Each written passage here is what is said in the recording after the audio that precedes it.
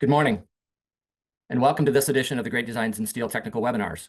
My name is Brian Esterberg, and I'm the Senior Automotive Market Strategist at the American Iron and Steel Institute.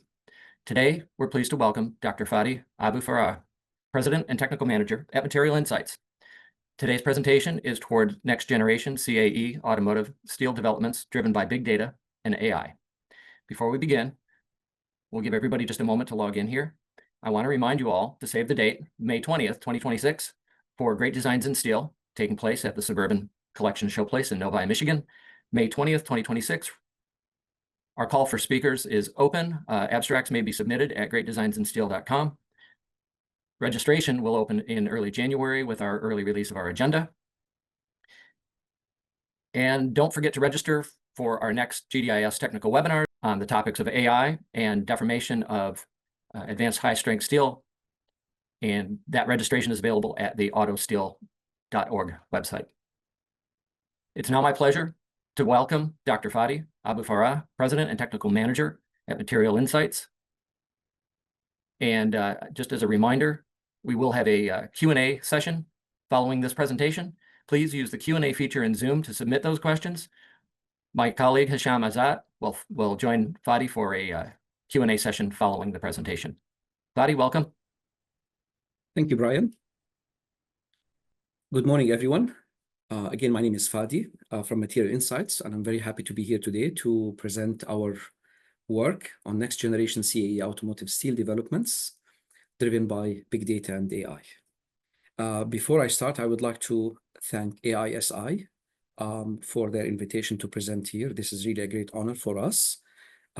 We also thank you for taking the time today to attend this webinar. So we hope that this is going to be informative and useful to everybody. And most important, I would like to thank my team who did all the work that I will be presenting today. This is one of our largest projects. It's been spanning over 3 years. So I would like to thank everyone from our team who contributed to this work. And hopefully, like I said, you will find it useful and informative. I will start with a very brief introduction about us. Material Insights is a small company that's focused on data, material data to be specific. And all of our products basically target generating, classifying, and storing material data for different applications. We started as a testing house, just like any test house where companies send material and we do the testing. Our specialty was advanced testing with digital image correlation, and we still focus on that. But with time, we developed our own software and hardware tools to meet our demands in this area. And most recently, we've branched into these new directions that I will talk about today that can be simply characterized by databases and data tools to change the way that we approach generating and storing material data. Obviously, the minute you mention databases, you have to mention AI. With big data comes AI.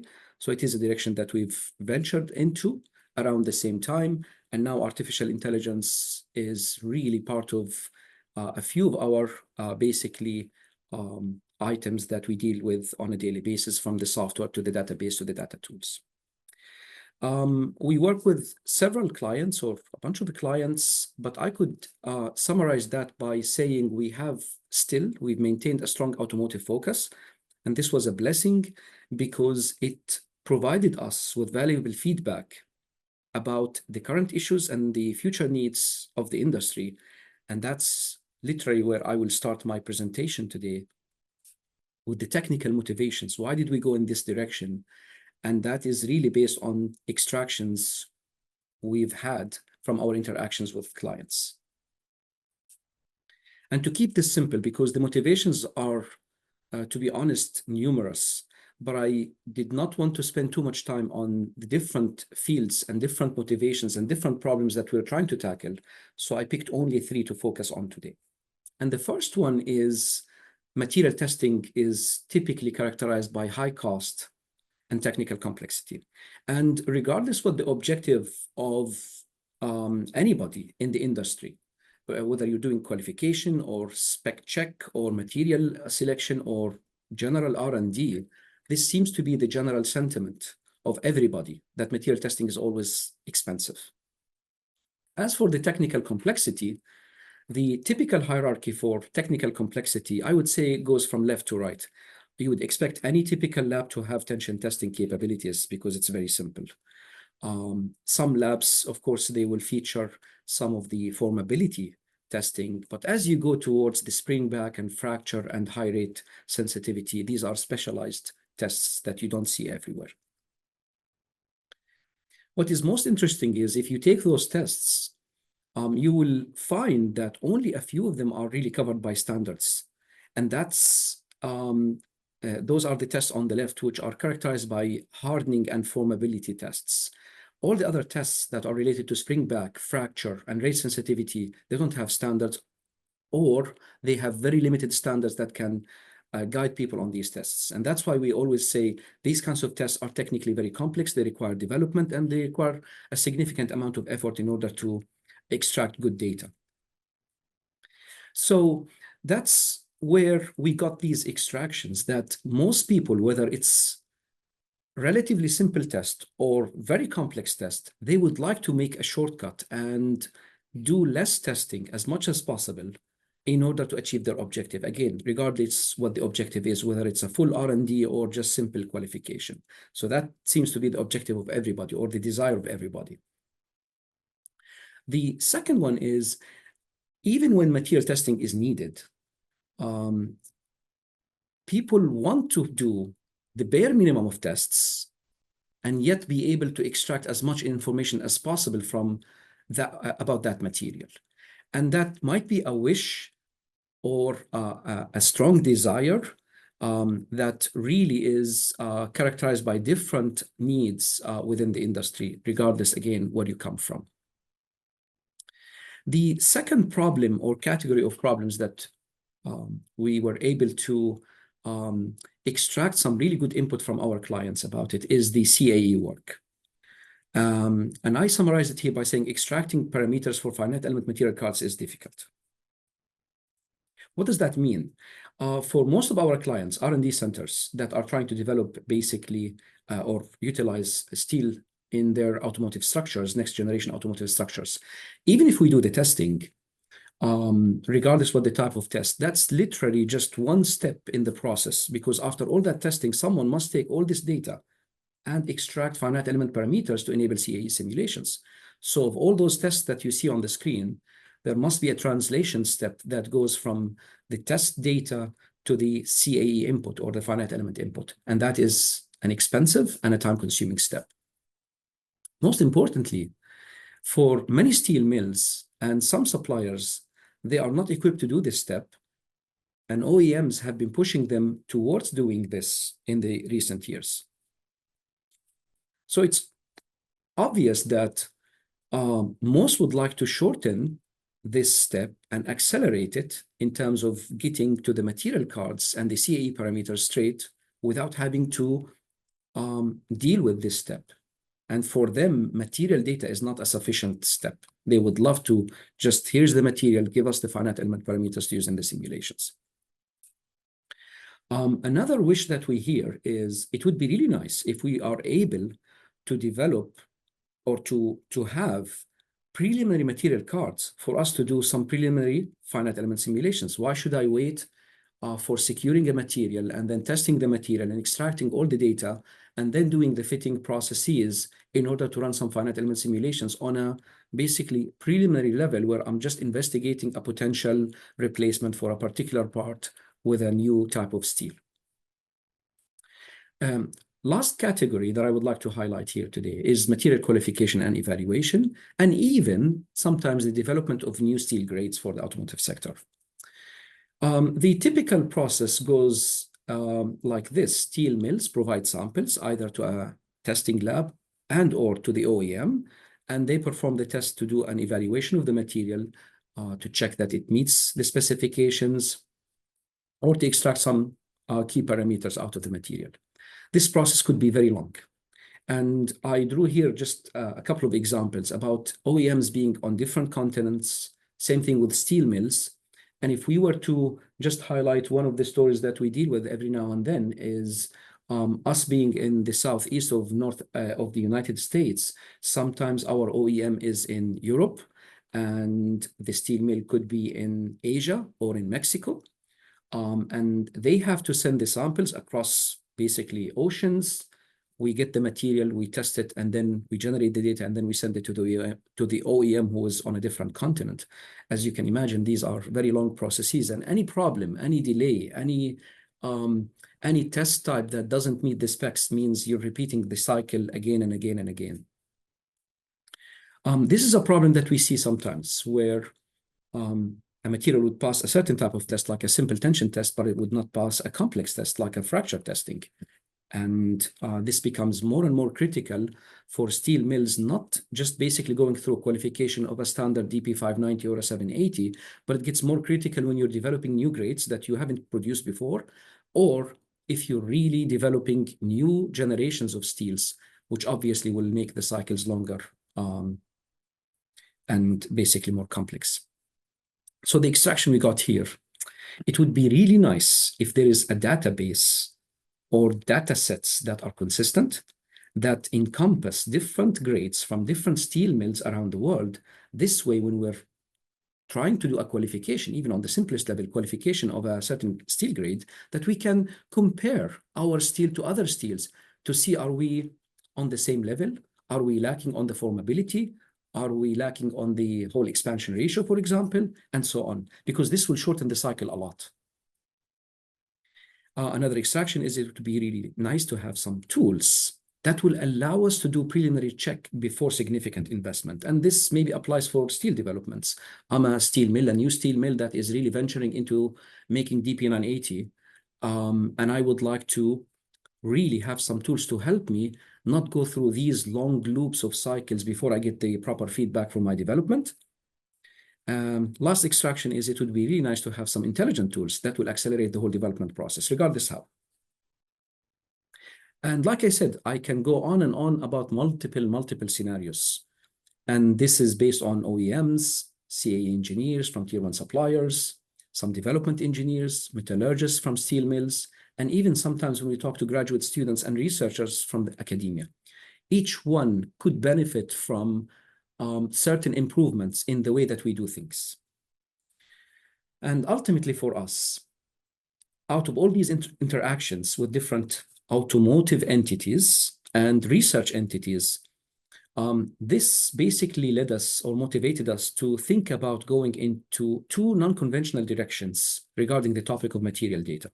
The first one is material databases or big data, and the second one is artificial intelligence. And today I would like to give you in my presentation just an overview of this effort that focuses on combining these two new directions and to see how does it really enable new approaches and how does it facilitate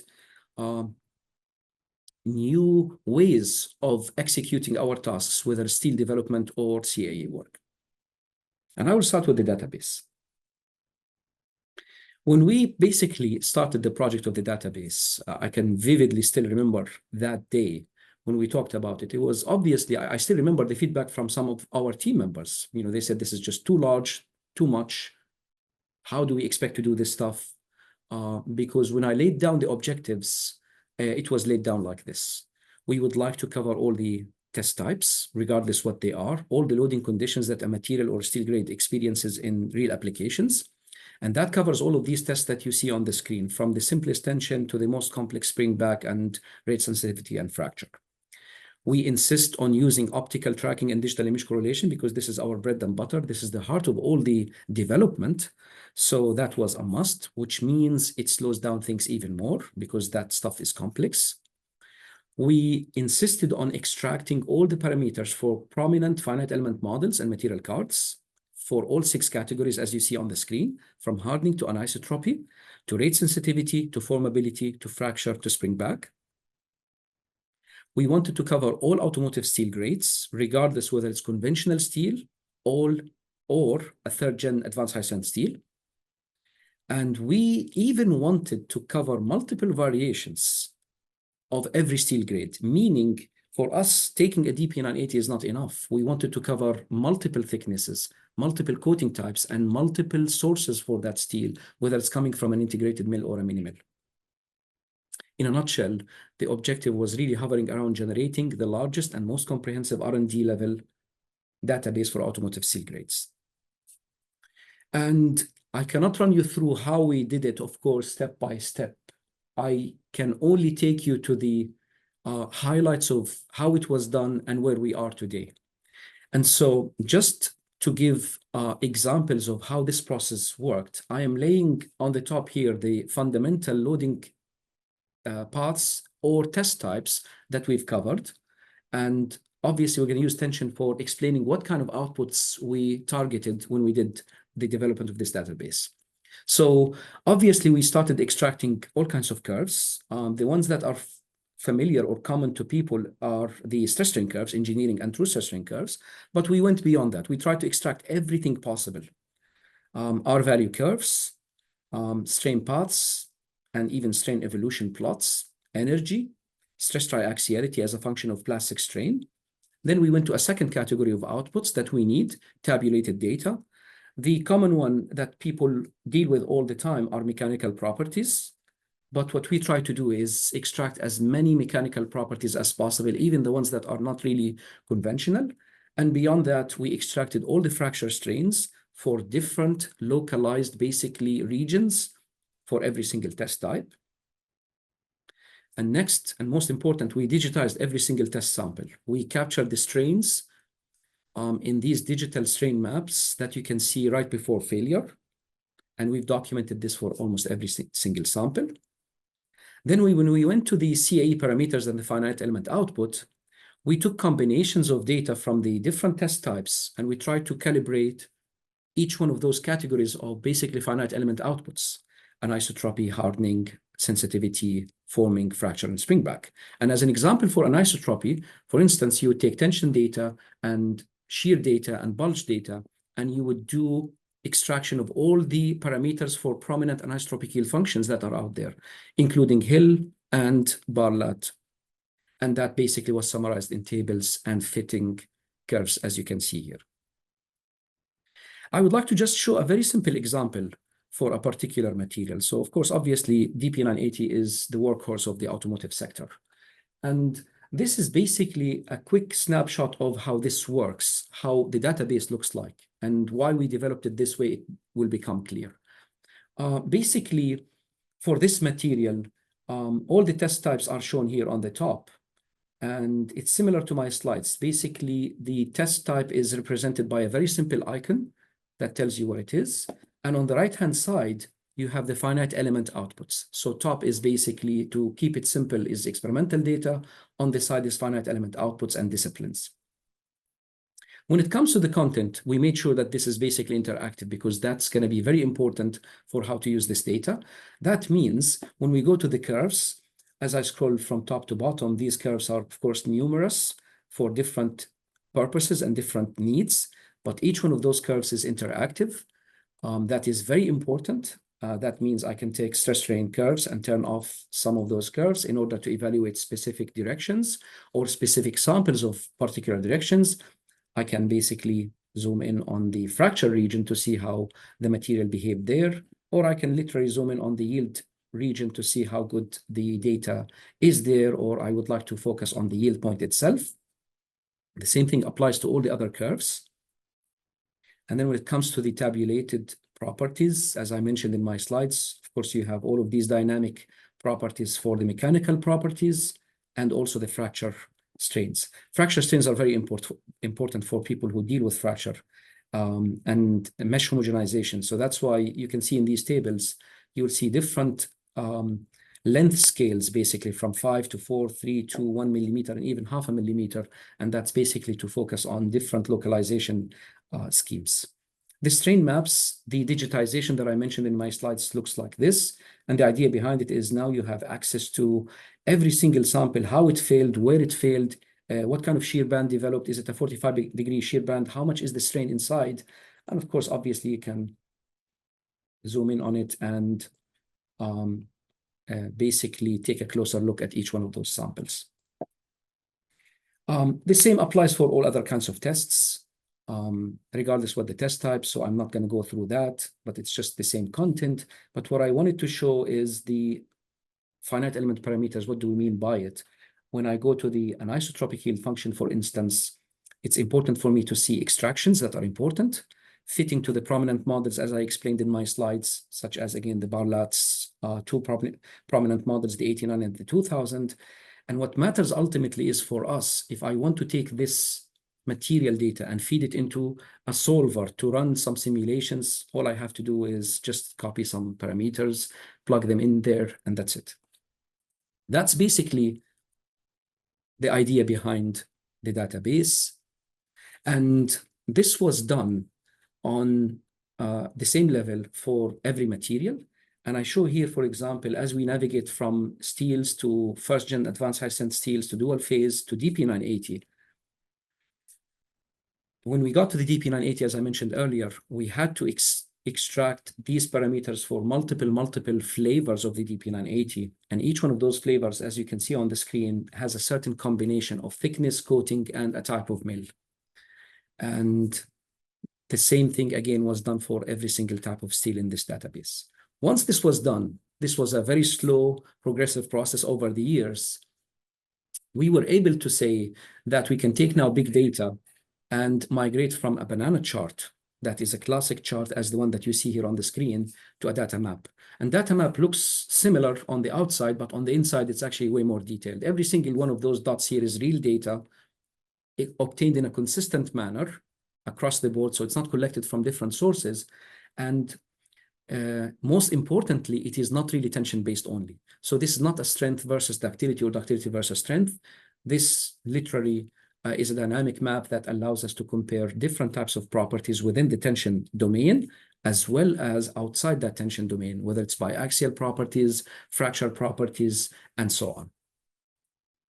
And then, of course, this map is dynamic. That means if I take any particular DP980 here, so that dot represents behind it a wealth of data, such as formability curves, rate sensitivity curves, shear curves, and stress strain curves in a cyclic, basically, domain, and obviously the fracture strain maps. Now, how does this affect the process? How does this transform the process of doing steel development? And how does it really take us to next generation steel development? How does it really address the requirements that we've heard from our clients and our partners and our colleagues? Basically, I want to take just a couple of examples. When it comes to the qualification, evaluation, and development of steel grades, these kinds of databases make things faster and more efficient and effective. On the simplest level, it allows us to do very rich comparisons by accessing data from different steel mills for a wide variety of grades. So for instance, if I take a DP980 steel, I can literally take a database and compare the different types of DP980s that are available with differences in thickness, coating, sources, and do an overlay like this one in order to understand the variety of strength and ductility levels that I find out there. And of course, we can say that you can do the same thing by doing the literature, but there's a huge difference here because of the consistency. These are data points collected by the same technique, by the same exact approach. And obviously, there's a higher depth to it when we talk about optical tracking and digital image correlation. But what is most important here is that it's not really limited to tension testing. You can go to the formability testing and you can go to the HER testing. And you can go to even other tests. But the idea here is with databases and big data on this level, you are able to do proper comparisons that were not possible before, because not only that you're considering different loading cases, you're basically considering different parameters that drive these varieties, such as thickness, coating, and mill type. And I would like to take a very simple example here. If you look at all of these basically dots, if you focus on this light purple color, which is the one on the top that shows a very high HER value. So this particular steel grade, whatever that thickness and whatever that coating and whatever the source is, gives an average HER value of 55, which is really among the best performing within this band of 19 or 18 or 16 steels that I put on top of each other. If I go back one step and I look at this particular purple grade, the FLC for this particular grade was actually doing very good. It's not the highest, but it's among the highest. And I can see here, I can read from my screen here, it's about 0.14 FLC0. So basically, HER values and FLC values for that particular grade are very good, among the highest among the pack. But if I back off one more slide to the tension curves, and I know it's difficult to see it, but I can show you here that this particular steel, which is the light purple one, is one of the worst performing in terms of total ductility among all of these curves. And you can see it here. It's the second or third worst. And that means comparisons based on tension testing are so deceiving, so not fair to the steel. A material like this that has, less than average tension curve performs very well under formability and performs super well in HER. And that's the idea of basically making these comparisons richer and making it really more effective. Now, of course, when you go to mini mills versus integrated mills, this type of data is really very helpful for everybody, whether it's the mill itself or the end user, the OEM, or even the development or all those researchers in between, because it allows us to compare based on the source of material, whether it's coming from integrated mill or a mini mill, and that will also play some role when we go to green steels in the future. How do these basically compare all to each other? When I take another example, the replacement of steel grades and the CAE work, again, the same story is repeated. We can see this stuff making it faster and more efficient. So comparisons become richer, screening of materials becomes more effective, because now we're accessing larger databases, larger amount of data, and we are able to do proper comparisons and material selection in a consistent manner.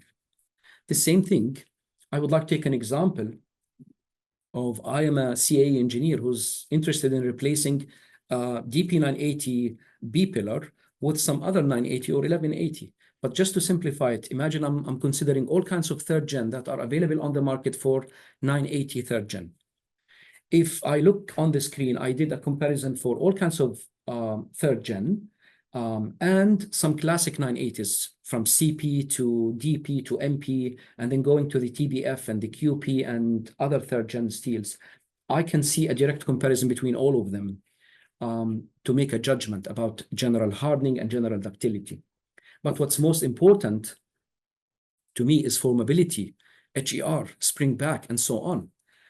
So I can take all of these types of third gen steels and look at their formability to see what is really most effective for me in the forming, basically in a press line. And last but not least, HER. And again, I would like to draw a simple, basically comparison here. If you look at any third gen, for example, if I pick the yellow one here, which seems to be really cool, it achieves the 980 and it gives me more than 20% ductility. On the FLC domain, it has a very nice formability that approaches the 0.2 FLC0. But when I look at the HER, this third gen is no better than a DP980. These are important considerations in our selection and screening of materials to allow us to pick the right material. And ultimately, why are we saying this? Is because when we select materials, we don't have to go through these long, expensive cycles of sourcing materials and testing them and then doing the comparisons.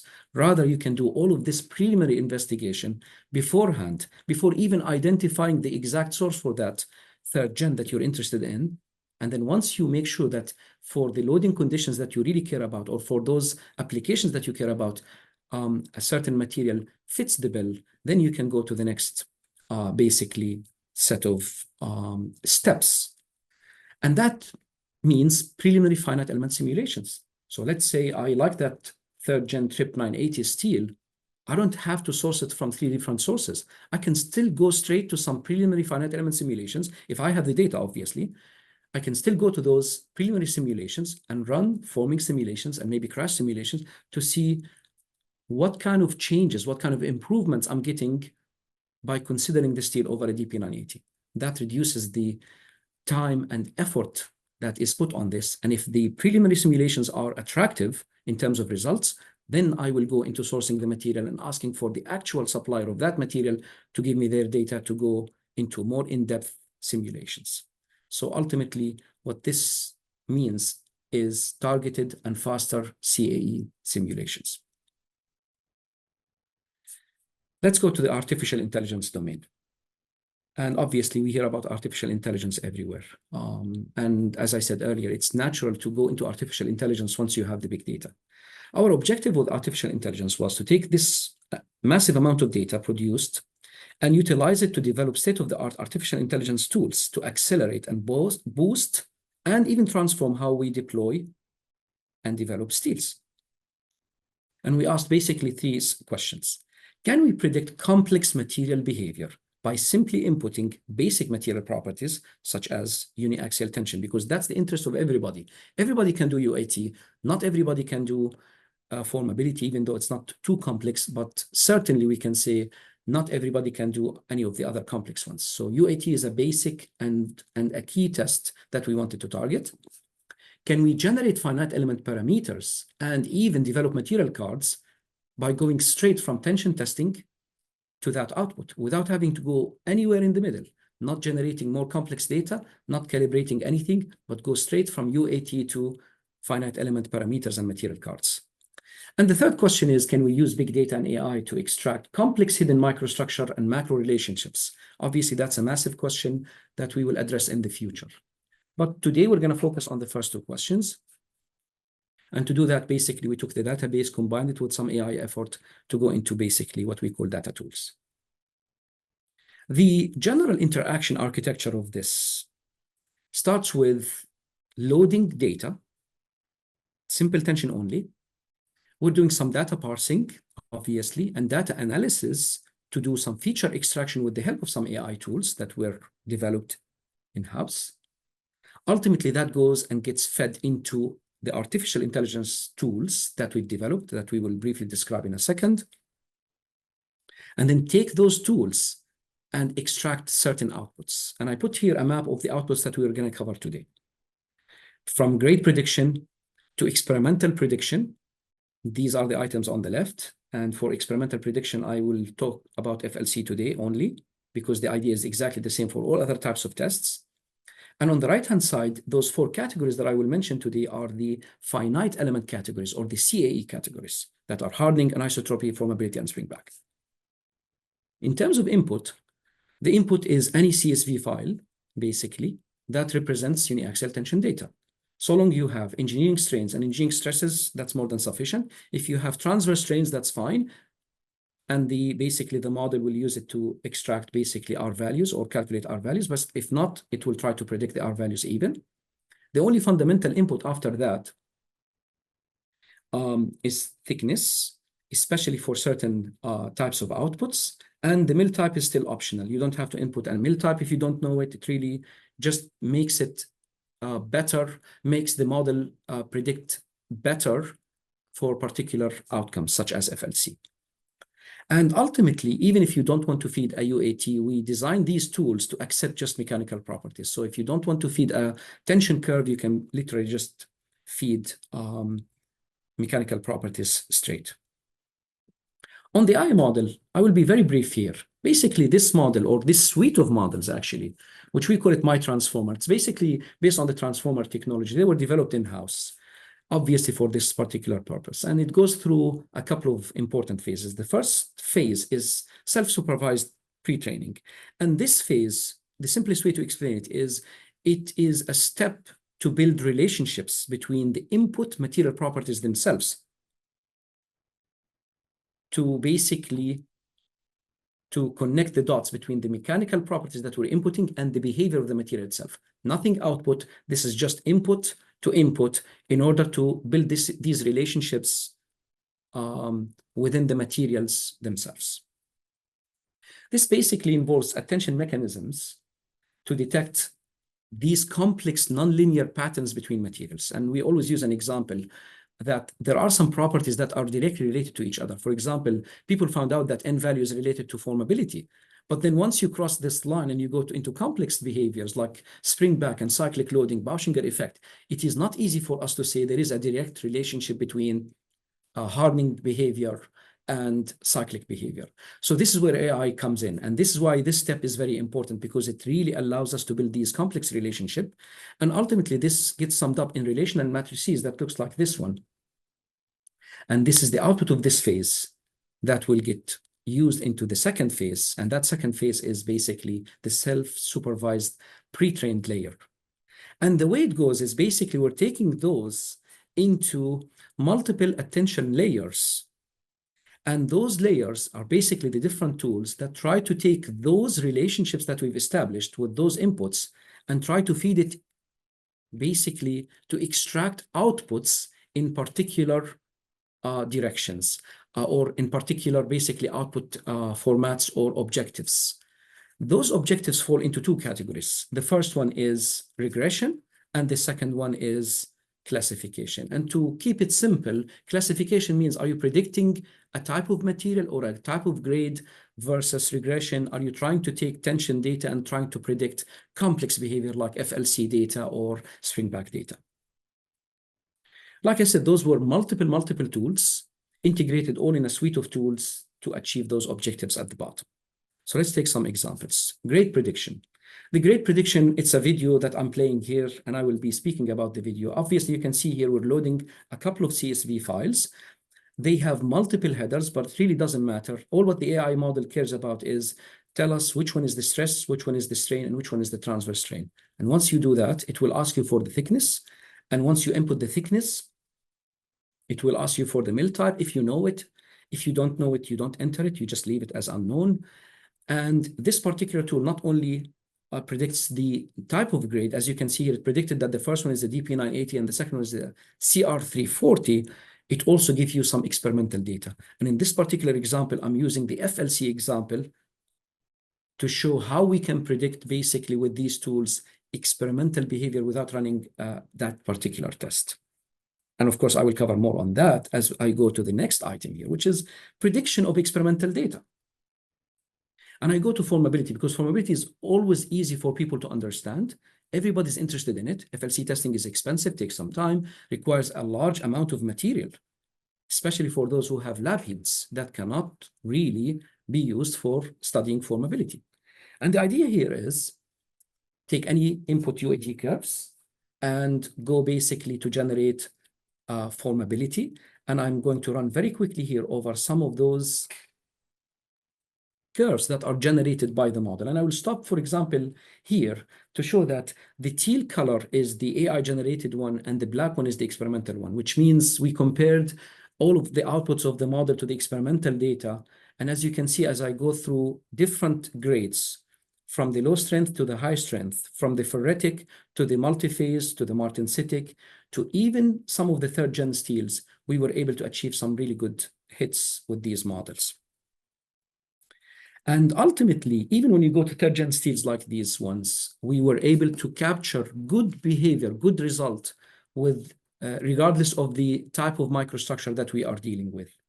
And note here that all what I showed you here today, these predictions are basically for those who want to do a direct input of a finite of a forming limit curve into the CAE basically solver or the finite element solver. And this is only particular to one particular method, which is the North American section method per ISO 12004. If you're in Europe and you would like to use time-dependent algorithms, the beauty of AI models is they can do exactly the same thing. And here are some results for a wide variety of steels and showing predictions of the AI model against the experiment for the linear best fit method, which is a very popular method in Europe. Let's say you are not interested in feeding an experimental FLC curve and you are used to using a certain solver like Autofoam, and you are used to using a particular empirical equation or empirical model, such as in Europe, they use the Upspill Schulting model, for instance. The same thing. The AI tool, basically with the large amount of data that's used for training, we are able to extract those parameters for this particular model, develop basically AI tools that can take those predictions. And now if you just basically enter some UAT parameters, it will give you those basically model parameters to input into your Autofoam. And that's basically exactly the same story with all the other experimental extractions. When I go to hardening models and anisotropy, the story is simpler. Here's an example of feeding UAT curves and predicting the anisotropic yield function predictions for Barlat 89. And I will show an HSLA, a DH780, maybe a 980, and a third-gen 980 and third gen 1180. We even did this for a PHS 2000, which really doesn't make sense. You wouldn't need an anisotropy yield function for a PHS 2000 because it's not really used for cold stamping. But the idea is if you have the data and you develop the tools, AI allows you to predict them quite nicely if you have good training and good data. And note here that the objective of this AI tool is not just to give a prediction of how nice of a fit you can get with a Barlat 89. No, the objective is actually once you have that material that you fed the uniaxial tension curves for, the AI model is trained to give you a fit for Barlat 89 to show you how good it looks. And if you like it, you get the parameters, you take these parameters, input them into your LS-DYNA or Autoform, and that satisfies that particular material card. The same thing with hardening. You can obviously load your own hardening curve. If you have a stress strain curve, you can load it into Autoform and run your simulations. But some people like to do the extrapolation themselves. And that's the idea of where AI can help, because with big data and AI, you can do basically extrapolations or fitting based on much larger volume of experimental data, not tension. It can be done on shear or it can be done on bulge. Now you have picked the better model that fits your data. Let's say in this case, I picked Hockett-Sherby. Now I just have to extract the Hockett-Sherby parameters and feed them into my finite element solver and achieve what I wanted from hardening and yield function or anisotropic yield function. So now we talked about hardening, yield function. We talked about formability earlier, and that leaves springback, which is one of the most complex topics in the CAE world. It is not easy to do these tests, and it's not easy to do the fitting. And basically the model that we developed is based on the same exact principles, taking uniaxial tension data, very simple data, and extracting Yoshida-Omori cyclic parameters or cyclic loops. And as you can see here, even though the predictions of the AI model do not look like a nice fit, for those people who work in this domain, they can appreciate how amazing these fits are, because getting Yoshida-Omori loops to be captured, even by the model itself, are really difficult. And so these are just some different examples of what the model can do for a wide variety of materials, including some of those complex ones like third-gen steels and even TBF 1180. To sum it up, where does this take us? What does AI really enable, and what more to expect from AI? I would like to tell just two simple stories. The first one is on the qualification level and even on the development of steel grades. Whether you have a full coil or you have a lab heat, AI tools allows us to run very simple UAT tests, feed them into an AI model, get the stress strain curve, obviously, feed it into the AI model, and now you can predict what the formability for that material looks like. You can even compare that lab heat to basically production materials if you want, or other materials that are really of interest to you, and make the refinements that you want before you go further. The same thing with third-gen steels. You can do all of these basically comparisons, checks, and even refinements in very quick cycles by simply doing tension testing. And that achieves or helps achieving the grand objectives that we mentioned earlier, saving time and cost, shortening the complex characterization cycles, and providing faster feedback. On the CAE level, it's almost exactly the same story, whether you're an OEM who has access to large volumes of production of steel, or even try out coils, or even lab heats. I want to consider this particular material for my development, then I can literally ask for a UAT curve from the vendor or do it myself, feed it to an AI model. And now I can predict formability, springback, whatever type of test. I can compare this material to some other third gens that I'm aware of.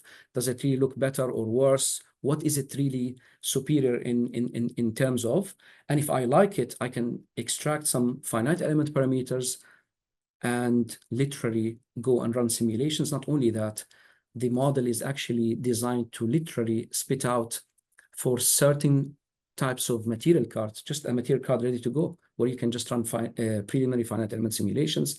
And that also helps achieve the grand objective, which is saving time and effort and accelerating the whole development cycle.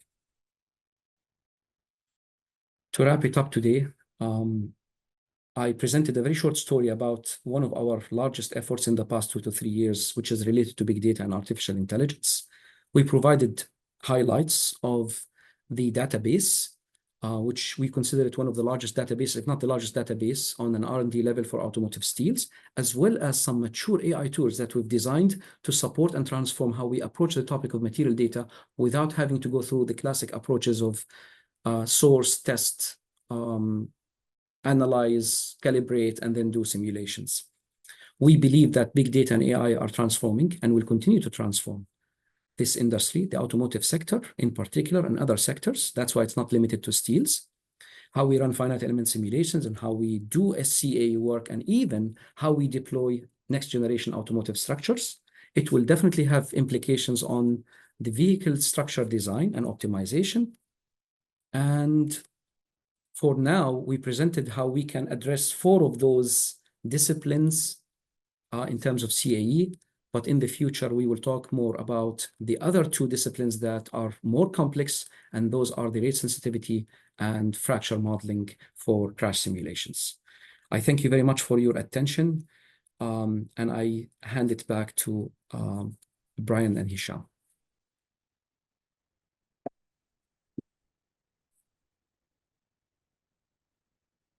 Thank you, Fadi, for such a great presentation. I think this is a lot to digest. So please remember to submit your questions through the Q&A function in Zoom. Fadi, you've covered a lot of the, as you were talking, I was looking at the questions, and I think you've covered a lot of those during your presentation. So we may just basically have to touch on a few. So the real basic question is, how much data do you think you use to train the AI? I think there are a couple of questions related to that. Can you touch on that real quick? Sure. Of course, I can say a large amount of data, but to be more specific, it depends on the type of test. For example, when we developed the AI models for the formability prediction, we had to literally feed in hundreds and hundreds of formability curves, hundreds and hundreds of tension curves for all those different steel grades. Okay. And I think for the tension curves, we fed more than 1,000 points. Okay. More than 1,000 points. And the same thing with FLC. When we go to the springback, of course, that's way more difficult. So the amount of data for springback was less. Okay. But still, if you don't have hundreds, or at least for us, with less than hundreds, there's no chance.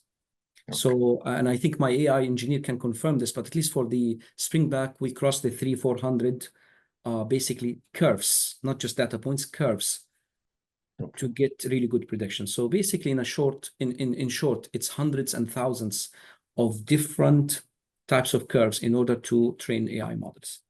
Okay, I think that actually also touches on the other question that I have here, which is you looked at some of the tests that you had and how consistent the AI data is with the experimental, and the question then becomes, how can you be sure that this data matches so well? A couple of questions related to that, but I think you've touched on that. If you could just comment on that real quick. Sure. It is, of course, a very good question. I could answer it briefly by saying a couple of things. And number one, consistency of procedure is very important. You cannot really guarantee this if the procedure for obtaining the data is not consistent. But second, and very important, when I said hundreds and thousands of curves were used for the training, it is very important for the audience to understand that when we had that lot of data, a certain portion of that was taken out, was not used even for the training. And it was used only for the validation. So the results that I'm showing here is literally for validation. And that's very important. Otherwise, if you just use the same lot for testing and validation, you're going to see a good match. And the minute you throw in an external sort of variable, then it will throw off the AI model. So it is definitely a very complex process. Okay, I think that we have a couple of questions related to that, and I think you've answered that very well. There is another one which is Actually, it's a three-phase question.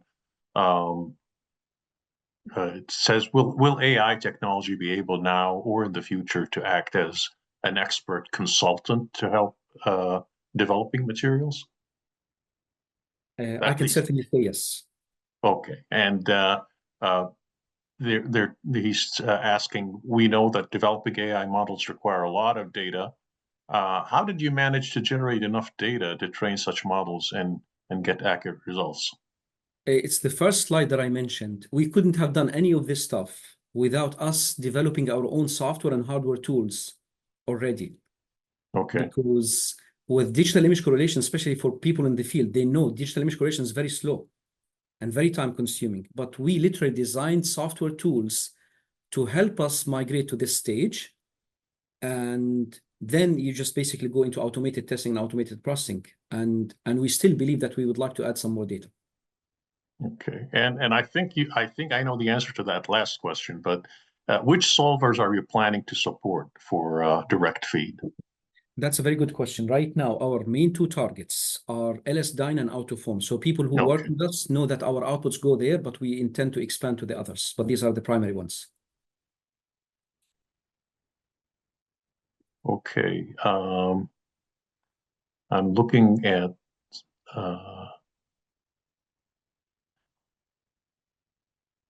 so there's a question here related to the skill set. So what key skills are more important or most important for applying AI and big data in material research? Could you share an example of how AI can be used to predict steel development? And I think you've done that, but is there a specific skill set that you think needs to be nurtured or matured for this type of work? I think this is a complex question that's really hard to answer right now, but maybe I will try to sum it up in saying that the whole objective of these AI tools and the big data is to reduce the requirements for these specialized skill sets, regardless what the application is. Okay. Because before, obviously, Hisham, only an expert can answer a certain question about this and that. But now with the availability of data, we can slowly basically reduce that requirement for the skill sets. Can you touch real quick on how you separated your training data from validation and test data? And were these experimental results completely unseen by the model, or were they also part of the training set?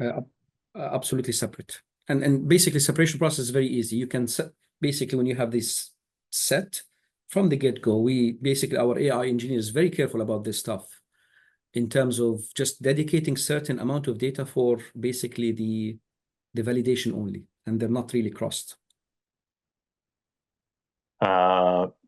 Do you foresee your technique or this approach being also used to predict weld properties? It can be. I need to think about it. It's definitely more complex. We haven't thought about it ourselves. We were more focused on the basically raw materials. But in terms of technique, I think what we've demonstrated is that anything can be done so long you have large amount of data, consistent, wide in terms of nature, and the AI models in terms of development. I think what we've demonstrated is it can be done. Okay, I think we're getting a slew of tests. Questions, and I am unfortunately we're running out of time. We got like 27 questions here.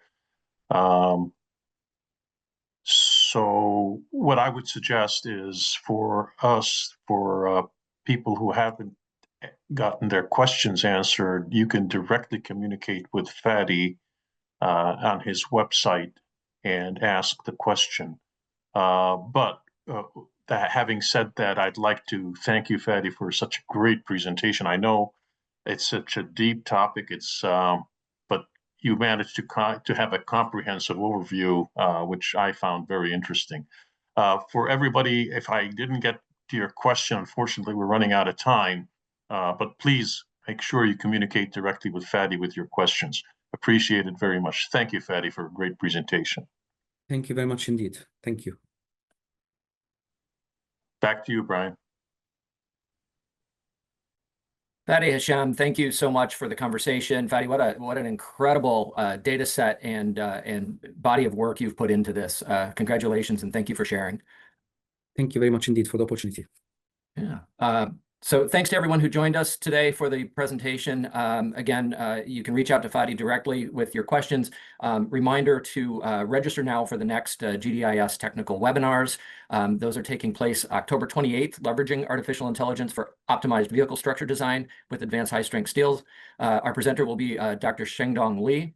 And on December 9th, deformation behavior of advanced high-strength steels during, during VDI bending, presented by Niza Mendez Fonseca. She's a PhD candidate in materials engineering at McMaster University. These will be two great presentations. You can register at autosteel.org. And today's presentation, both the recording and the slides, will be available as soon as we can get them posted at autosteel.org. And last but not least, save the date for Great Designs in Steel, May 20th, 2026, Novi, Michigan. Information is available at greatdesignsinsteel.com. Submit your speaker abstracts and watch for registration to open first quarter. Thank you all for joining us and have a great day.